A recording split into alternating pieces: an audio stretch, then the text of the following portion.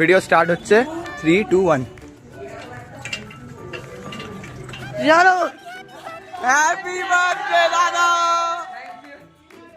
Hello everyone, welcome back to another new mini blog. আর দিনটা ছিল 26 জুলাই আর বেসিক্যালি আমার বার্থডে ছিল 27 জুলাই। তো ওদের সাথে যেহেতু আমার দেখা হতো না, তাই ওরা কিন্তু এত সুন্দর একটা সারপ্রাইজ প্ল্যান করেছে। সারপ্রাইজ প্ল্যানটা প্রথমে বলে দিই যে দেখতেই পারবো, এই যে ভিডিওটা ফার্স্ট টাইমে অ্যাড করেছি ওটা হচ্ছে আমার স্টুডেন্টরাই করেছিল।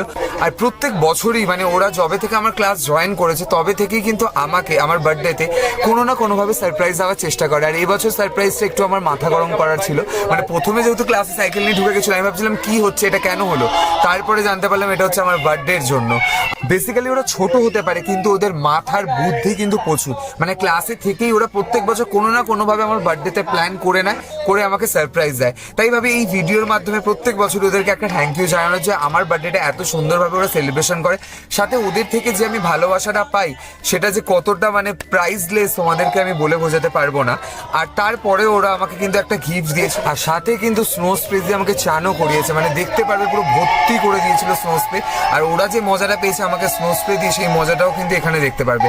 আর অ্যাট লাস্ট চলে যাই গিফট। আর গিফটটা ওপেন করে আমি প্রচন্ড খুশি হয়ে গেছিলাম। মানে প্রচন্ড একটা সারপ্রাইজ করা গিফট ছিল, সাথে আমার ফটো ছিল, কিছু কোটেশন ছিল যেটা ওরা নিজেরাই তৈরি করেছিল। তাই ভাবলাম তোমাদের সাথে এই মিনি ব্লগটা শেয়ার করি। আশা করি তোমাদের সবার ভালো লেগেছে। তোমাদের সাথে দেখা হচ্ছে নেক্সট ব্লগে, যেখানে আরো অনেক কিছু শেয়ার করা আছে। বড় সাইজের কেক খাচ্ছি আমি।